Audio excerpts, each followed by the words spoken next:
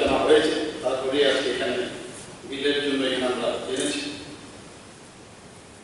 আমরা দেখলাম যে এই উচ্চশিক্ষা ওপেন ইউনিভার্সিটিতে ত্রিপুরার ছেলে মেয়েদের মধ্যে যেহেতু অন্যান্য জায়গার মধ্যে এটা আছে, আমাদের ত্রিপুরার ছেলে মেয়েরাই অনেকে অন্যান্য যে নামগুলো আমি স্টেজে বললাম তারাও কিন্তু এই ওপেন ইউনিভার্সিটিতে পড়াশোনা করে। যদি আমার ত্রিপুরাতে হয় তাহলে ত্রিপুরার ছেলে মেয়েরাও সুযোগ পাবে, অন্যান্য স্টেট বা যে স্টেটগুলো আছে তারাও সুযোগ সুবিধা পাবে, বা ভারতবর্ষের অন্যান্য প্রদেশ থেকেও এই সুযোগটা নিতে পারে। বিগত 2 বছরে 3টে প্রাইভেট ইউনিভার্সিটির বিল এখানে আইনে রূপান্তরিত হয়েছে, যেটা আপনার ছিল যে ধাম্মদীপা বুদ্ধিস্ট বিশ্ববিদ্যালয়, যেটা সাতভূমে, আরেকটা টেকনো ইন্ডিয়া বিশ্ববিদ্যালয় ত্রিপুরা, যা আগরতলার নিকটে হুগলিতে অবস্থিত, আরেকটা হচ্ছে আর্যাবট বিশ্ববিদ্যালয় ত্রিপুরা, যা ধর্মনগরের কাছাকাছি অবস্থিত। আপনি জেনে মাননীয় সাহেব আপনি জেনে খুশি হবেন, 3টির মধ্যে আর্যাবট বিশ্ববিদ্যালয় এবং টেকনো ইন্ডিয়া এই বছর থেকে পঠন পাঠন শুরু করেছে এবং ইউজিসি স্বীকৃতিও পেয়েছে। আর দামাদীপা বুদ্ধিস্ট ইউনিভার্সিটি, যেটা সাতভূমি, সেটাও এখানে যাতে পড়াশোনা শুরু হয় তার জন্য ওরা চেষ্টা করছে। আশা করি সেটাও তাড়াতাড়ি শুরু করবে।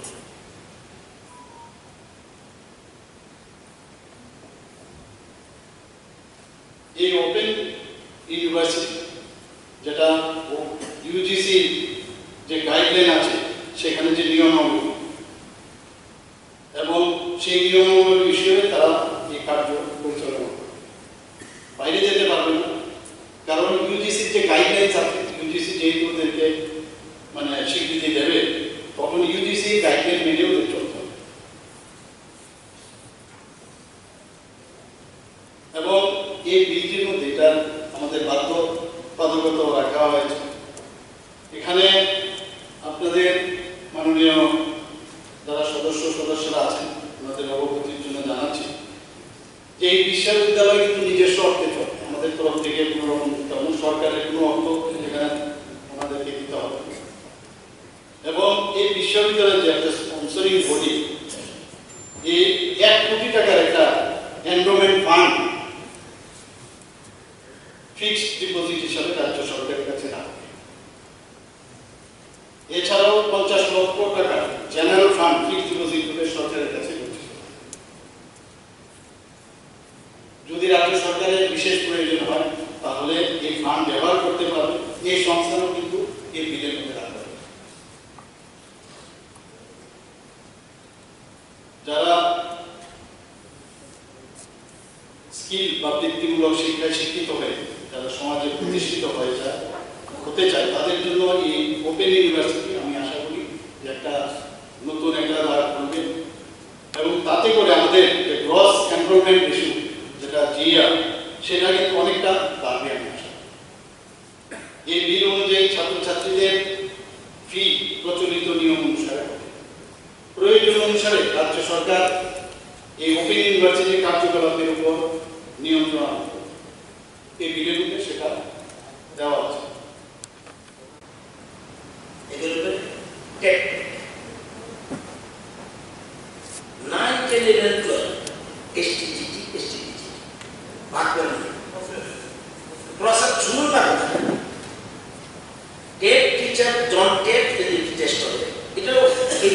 শুধুমাত্র টেট 1 টেট 2 কারা পড়াবে 6 7 টেট 1 কারা পড়াবে 1 2 3 4 5 এই জায়গাটা কিন্তু সাবজেক্ট নেই,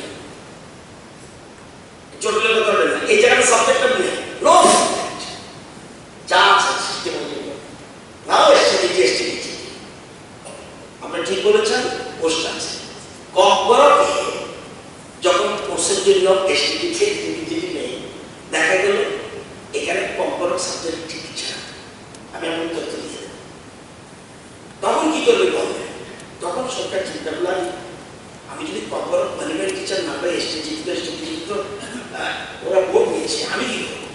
তখন দেখেছে যারা কম্পাউন্ড নই অন্য সাবজেক্টে পাস করেছে ওই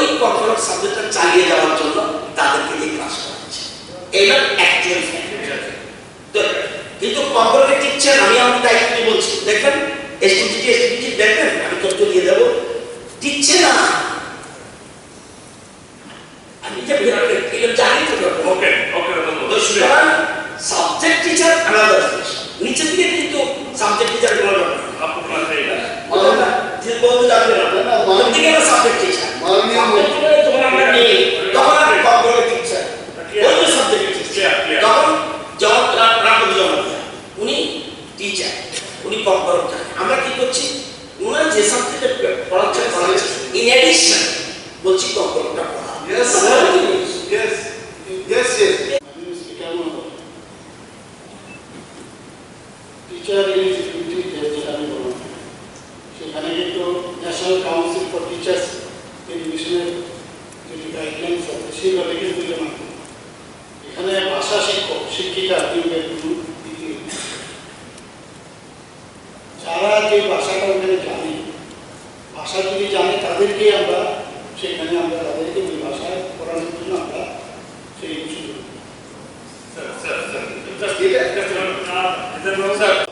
কেমিস্ট্রি কম্পোনেন্টে টিচার চাই, ফিজিক্সের কম্পোনেন্টে টিচার চাই, কিন্তু হবে কোনোদিন না সেটা তো বলছিলাম ভাষাভিত্তিক তো ভাষা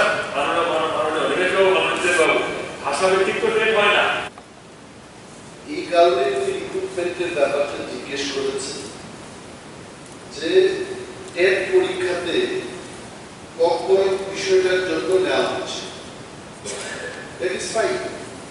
কিন্তু কি দেখা যাচ্ছে, সরকারের একটা মেমোরেন্ডামে সরকার মেমোরেন্ডামটা দিয়েছে, যারা পলিটিক্যাল সায়েন্স নিয়ে মাস্টার ডিগ্রি করেছে কম্পোনেন্ট জানে, ওকে বলা হচ্ছে তুই কম্পোনেন্ট ভাষাটা শিখ। যারা হিস্ট্রিকে নিয়ে বিয়ে করেছে এদের বলা হচ্ছে তুই কম্পোনেন্ট সাবজেক্টে নিয়ে। How it can happen? যেখানে কোয়ালিটি এডুকেশনের কথা সরকার বলছে এবং আমরাও বলছি, কম্পোনেন্ট ভাষা নিয়ে যারা পড়াশোনা করেছে তারাই পড়াবে। আমার কাছে বেশ কয়েকটি লিস্ট আছে, আমি নাম বলতে পারবো, 15 জনের একটা লিস্ট এখানটায় আছে। তার মধ্যে only one teacher, দেবকন্যা দেববর্মা, কম্পোনেন্টে পিজিটি করেছে এবং কম্পোনেন্ট পড়াচ্ছে। আদারওয়াইজ তোমরা দেববর্মা গ্রাজুয়েট টিচার বিজয় কুমার স্কুল হিস্ট্রিতে নিয়ে পড়েছেন, ডিম্পল রিয়াল উজ্জ্বল দাস হাই স্কুলে গ্রাজুয়েট টিচার। এইভাবে যে হচ্ছে, এটাকে যদি বন্ধ না করা যায়, কম্পোনেন্টটা কিন্তু এটা কম্পোনেন্টকে আর থাকবে না। দ্যাট ইজ ওয়াই সরকারের কাছে, দপ্তরের কাছে আমরা জানতে চাইছি যে এই রিক্রুটমেন্ট প্রসেসটা আপনি শুরু করবেন কিনা।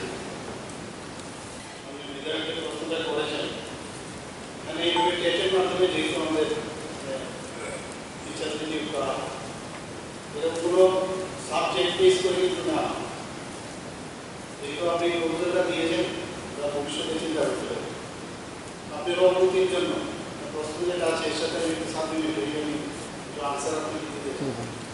এখানে রাজ্য সরকার পরিচালিত যে বিদ্যালয়ের সংখ্যা 191, টিটিএডিসি পরিচালিত বিদ্যালয়ের সংখ্যা প্রাথমিক স্তরে 512, মোট বিদ্যালয়ের সংখ্যা প্রাথমিক স্তরে 1061। রাজ্য সরকার পরিচালিত বিদ্যালয়ের সংখ্যা মাধ্যমিক স্তরে সিবিএসসি তে হচ্ছে 94, সিবিএসসি তে 21, অর্থাৎ মোট বিদ্যালয়ের সংখ্যা মাধ্যমিক স্তরে 100। রাজ্য সরকার পরিচালিত বিদ্যালয়ের সংখ্যা উচ্চ মাধ্যমিক স্তরে সিবিএসসি অধীনে 34, সিবিএসসি অধীনে 25, মোট বিদ্যালয়ের সংখ্যা 35। সাপ্লিমেন্টারি এখানে কবে শুরু করা যাবে কমপ্লিটলি একটু আগে দিয়েছি, এটা ডিপেন্ড করছে national council of teachers education NCT অনুমোদনে। এখন ওরা অনলাইন টিচার,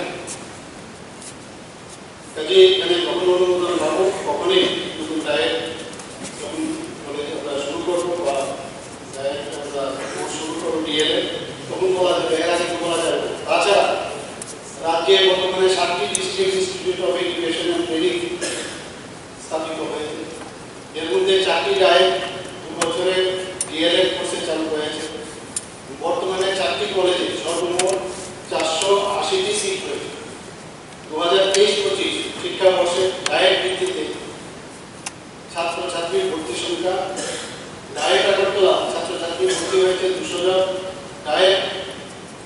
কাকরাবনে 180 জন, কমলপুরে 50 জন এবং কৈলাস শহরে 50 জন। আর বাকি যে 3টা ডায়েট আছে জেলাভিত্তিক শিক্ষণ প্রশিক্ষণের বিভিন্ন প্রকল্প রূপায়ণের কাজে ব্যবহৃত। শুধু তাই না, এখানে আমাদের নতুন ডায়েটগুলিতে যা কোর্স এখানে ডিএলএড কোর্স যখন আমাদের ইনস্টিটিউট অনুমোদন পাবে সেটা দেব।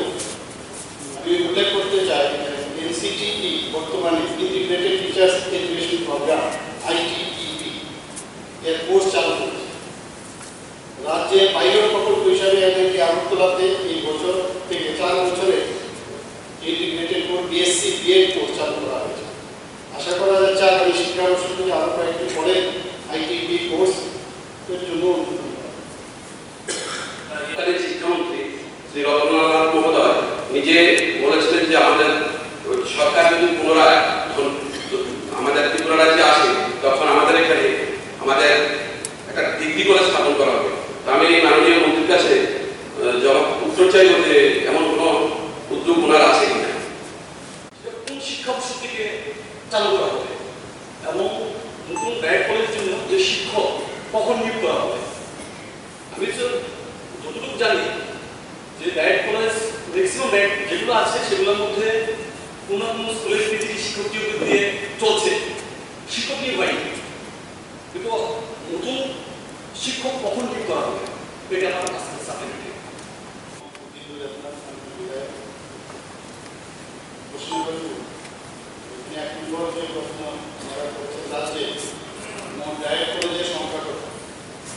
বর্তমানে রাজ্যে 7টি ডায়েট অর্থাৎ district institute of education and training institute.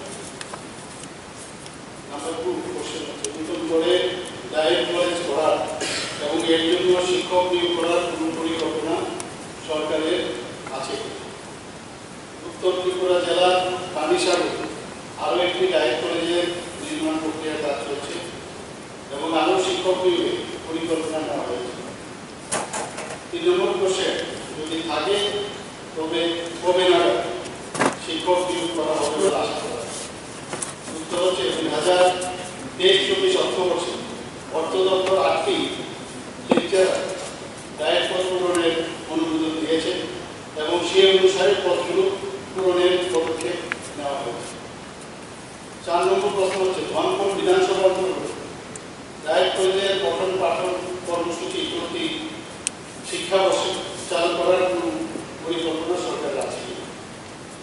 উত্তর হচ্ছে ধনপুর বিধানসভা অন্তর্গত ডায়েট কলেজে ডিএলএড অর্থাৎ diploma in elementary education teachers training কোর্সে পঠন পাঠন কর্মসূচি চলতি শিক্ষাবর্ষে চালু করা সম্ভব হচ্ছে, যেহেতু বিষয়টি national council for teacher education NCTA এর অনুমোদন ছাড়া। তবে বর্তমান ভবন নির্মিত ডায়েট ভবনটি শিক্ষা দপ্তর SCRT অর্থাৎ state council of educational research training জেলা শিক্ষা অধিকার দপ্তর দ্বারা চাকরিরত যারা এই সার্ভিসে আছেন শিক্ষক এবং প্রধান শিক্ষকের শিক্ষণ প্রশিক্ষণ বিষয়ে বিভিন্ন কর্মসূচি রূপায়ণের কাজে ব্যবহৃত হচ্ছে। 5 নম্বর কোশ্চেন হচ্ছে যদি না হয়ে থাকে তার কারণ। NCT 2021-23 শিক্ষাবর্ষ থেকে নতুন শিক্ষক প্রশিক্ষণ প্রতিষ্ঠানে pre service DElEd teachers training course চালু অনুমোদনের জন্য অনলাইন অফলাইন আবেদন গ্রহণ করছে। স্টার্ট কোশ্চেন নম্বর 91 ভাই শ্রীরাম দাস মাননীয় বিধায়ক। 1 নম্বর হচ্ছে স্কুলে এটা বিদ্যার্থীদের স্কুল ছাত্রছাত্রী এখন স্কুলে আসছে না, কারণ গরিব এলাকার প্রত্যেক লোকের টাকা দেয় স্কুলের মধ্যে। যে এলাকাটা বিদ্যার্থীদের স্কুল করা হয়েছে এলাকাটা গরিব এলাকা, এখন ছাত্রছাত্রী অভিভাবকরা এই স্কুল থেকে ছেলেমেয়েদেরকে অন্য স্কুল এখন কি বলছে এখন পরিকল্পনা নেই। তো তৎকালীন সময়ে যে বাপুর সাহেব আমলে দেওয়া হয়েছিল 8 কোটি টাকা হাউসিং গ্রুপকে। আমি স্কুলে যখন ঢুকি বিদ্যুতের সমস্যা মাননীয় সদস্য আমাদের 3 নম্বর ছিল। 1 নম্বর ছিল মুর্শিদপুর স্কুল, 2 নম্বর বেলাপুর স্কুল, 3 নম্বর ডক্টর বি আর আম্বেদকর স্কুল। এখন ছাত্রছাত্রী এই গ্রেড এসছে 1040 জন। স্যার এই স্কুলে বামপন্থী সরকারের আমলে স্যার প্রতাপগড় বিধানসভা অন্তর্গত ডক্টর বি আর আম্বেদকর বিদ্যাভবন এটাকে বিদ্যাজ্যোতি করা হয়েছে।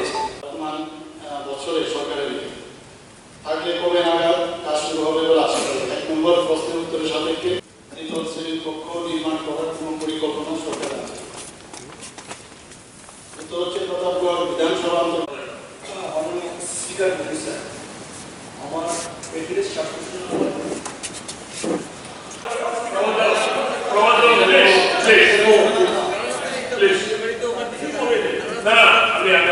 অনেক নতুন সদস্য আছে ছয়টা সাতটা যেতেই পারবে সবাই সরকার সহযোগিতা উত্তর দেবেন। তবে একটা কথা বলি, যে প্রশ্ন করতে সেটি কিন্তু সামনে একটা করবেন না কালো বেশি কাটটা আমরা গুলাই না সামনে না গুলাই যদি আমি তো সামনে আইতে জোন দিয়েছেন 2 ঘন্টা থেকে সময় দিকে দুইটা আইলে জোন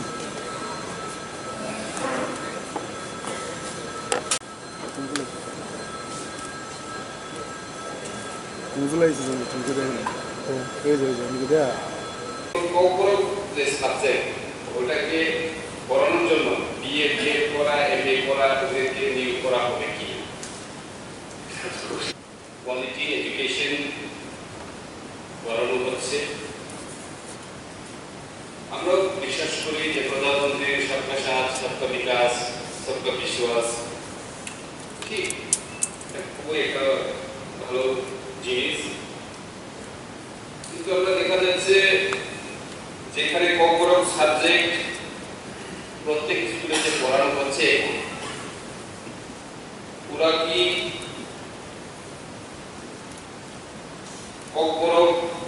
যে যারা কমকে মাস্টার ডিগ্রি অথবা ডিগ্রি শিক্ষকদের দ্বারা পড়ানো হয় কিনা।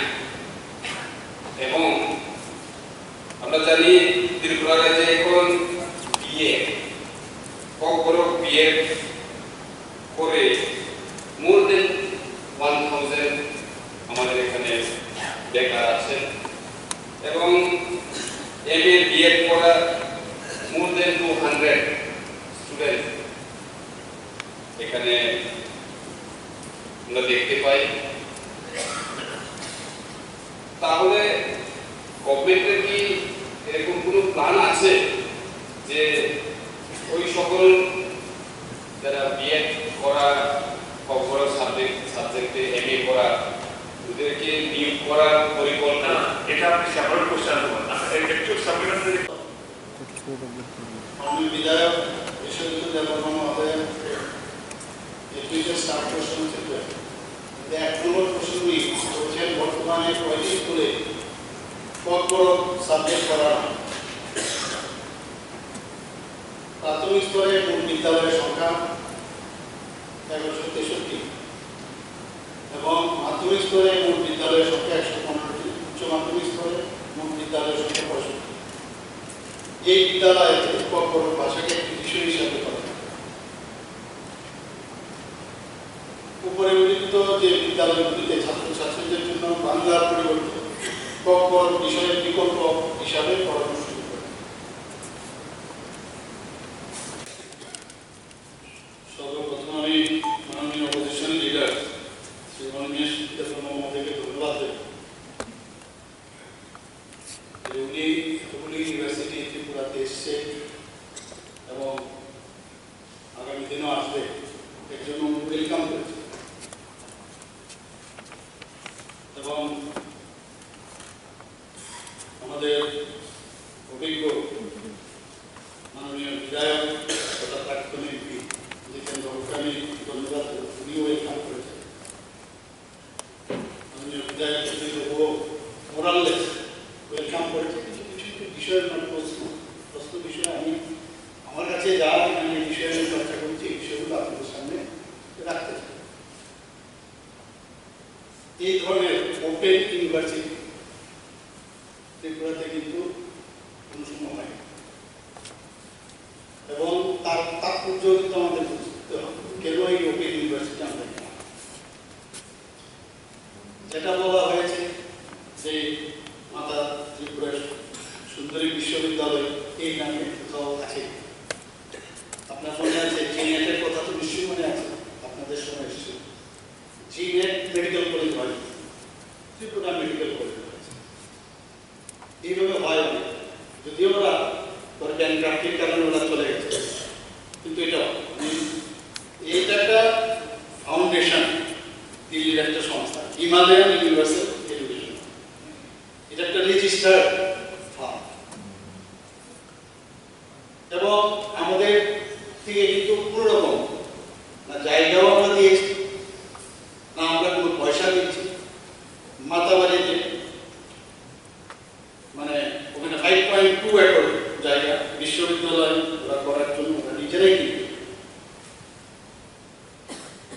এবং যেটা ইউজিসির যে গাইডলাইন যে মিনিমাম 5 একর জমি লাগবে সেই অনুযায়ী কিন্তু ওরা জায়গাটা করছে।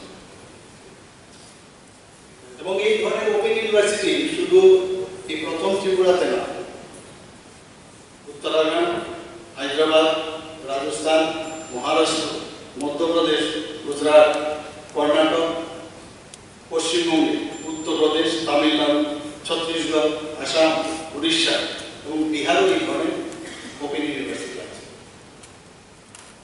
কাজে আমার মনে হয় না যে একদম আলাদা কিছু আমরা ত্রিপুরাতে করছি, সব জায়গায় ওপেন ইউনিভার্সিটি আছে। আমাদের কাছে যেহেতু এসছে সেই কারণে আমরা ওয়েলকাম করেছি। LOP seconded by Purushotta Toranath of this left front, Amador State Bhakta. Let us scrutinize. We're not telling to return for the time. Let us scrutinize. Let me set the stake for it. আমরা জানার চেষ্টা করি, and we cannot just afford to play with the future of the next generation. This is my humble submission, and I believe ওনার নামে আগে professor আছে, উনি গুরুত্বপূর্ণ উপলব্ধি করতে পেরেছেন। You might have been approached through someone else and he has given a nod to get it. But I humbly request him not to be in a hurry. Let us discuss and select committee. And if it suits us, then obviously we'll come forward in the next session with you. Thank you. কারা এই নামটা তো first time নতুন হলো। এই মাথা ত্রিপুরেশ্বরে তো কলকাতা, অন্ধ্র, ইকফাইলের মতো অনেক জায়গায় ইকফাইল ইউনিভার্সিটি আছে। আমাদের একটা ধারণা ছিল that for the first time this মাথা ত্রিপুরেশ্বর ওপেন ইউনিভার্সিটি এটা চালু হবে। Who are those people? What is the background? তাদের কোনো ওপেন ইউনিভার্সিটি চালানোর অভিজ্ঞতা রয়েছে? অন্য কোনো ইউনিভার্সিটিতে তারা জড়িত? হচ্ছে ত্রিপুরা গ্রামীণ ব্যাংক 200 কোটি টাকা থেকে 143 থেকে 3 কোটি। আপনারা দেখবেন আমাদের সরকারের কন্ট্রোল যাওয়ার পর গ্রামীণ bank will be a loss making company in the next few years. তখন হবে এটা কি? ভারতবর্ষে আমি যা দেখেছি সরকারের কন্ট্রোল না থাকলে পর এটাকে বলবে পাঞ্জাব ন্যাশনাল ব্যাংকের সাথে এটাকে যুক্ত করে দেয়। I am trying to tell the government এই সমস্ত পাবলিক ইউনিভার্সিটি এবং কলেজগুলোতে সরকারের কিছু না কিছু কন্ট্রোল থাকতে হবে, নতুবা এই ইউনিভার্সিটি বা কলেজগুলো আমাদের এখানকার ছেলেমেয়েদের তেমন কিছু লাভ হবে বলে আমি মনে করি না। তাই আমি এটাকে বিশেষভাবে চর্চা করবো না, চর্চা করার ভাবতে হবে। I would request Honorable CM যে এই বিলটাকে আজকে সংখ্যাগরিষ্ঠের ইয়েতে গিয়ে পাস না করে এটাকে সিলেক্ট কমিটিতে পাঠানো যায় কিনা দেখুন।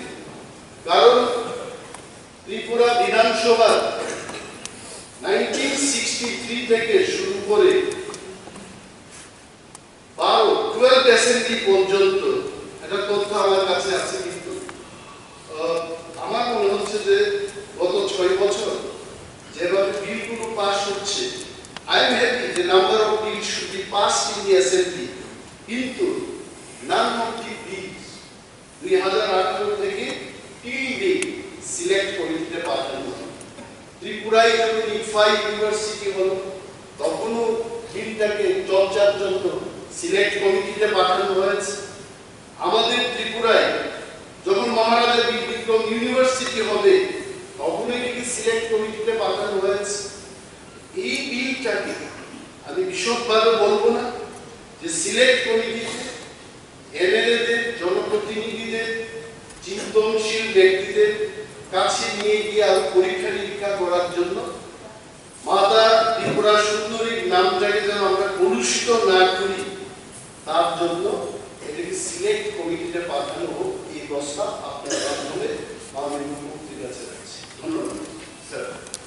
বিধান সেখানে উল্লেখ থাকার কথা, পশ্চাৎ পদংশের মানুষ যেন সেখানে রিজার্ভেশনে তাদের জন্য সংস্থান রাখা হয়, সেগুলো আমরা চাই। এবং সরকার তাদের প্রতি তার কি কন্ট্রোল রয়েছে এই বিষয়টুকু আমাদের দেখতে হবে। আমি আপনার মাধ্যমে মাননীয় মুখ্যমন্ত্রীর দৃষ্টি আকর্ষণ করে বলবো, সরকারের কন্ট্রোল যদি না থাকে, ভালো ভালো সংস্থা সেটা দুবন্ত সংস্থায় পরিণত হয়েছে। And one small example, একটা উদাহরণ আমি আপনার অনুরোধ নিয়ে এই হতে বলছি। ত্রিপুরা গ্রামীণ ব্যাংক 70-এর দশকে নাবার্ড এবং ত্রিপুরা সরকারের জয়েন্ট ভেঞ্চারে এটা গঠিত হয়। কেন? গ্রামীণ অর্থনীতিকে চাঙ্গা করার লক্ষ্যে এবং ত্রিপুরার সার্বিক উন্নয়নের লক্ষ্যে একটা গ্রামীণ ব্যাংক গঠন করা হয়। তাতে ত্রিপুরা সরকারের অংশীদার ছিল 15%। 15% was our government stake। এবং শুরু থেকে কয়েক বছর আগে পর্যন্ত বোর্ড অফ ডাইরেক্টরসে ত্রিপুরা সরকারের পক্ষে 2 রিপ্রেজেন্টেটিভস বোর্ড অফ ডাইরেক্টরের প্রতিনিধিত্ব করত। আমি কিছু তথ্য দিয়ে বলছি যে গ্রামীণ ব্যাংকের যে পারফরমেন্সটা, এক্সিলেন্ট পারফরমেন্স। 2021-22 সাল ত্রিপুরা গ্রামীণ ব্যাংকের 20-21-এর কথা বলছি, 200 কোটি টাকা প্রফিট করেছে। 21-22 সালে ত্রিপুরা গ্রামীণ ব্যাংক 143 কোটি টাকা প্রফিট করেছে। হঠাৎ করে হঠাৎ করে 2022-23 গ্রামীণ ব্যাংকের প্রফিট নেমে এসছে only 3 crore 62 lakhs। আমি তখন চিন্তা করলাম why this is happening? কারণটা কি? কারণটা হতে পারে, আমি বলছি না এটাই কারণ, গত 6 বছর ধরে ত্রিপুরা সরকার কি কারণে 2 জন প্রতিনিধি বোর্ড অফ ডাইরেক্টরের যে পাঠানোর ব্যবস্থা এটা বন্ধ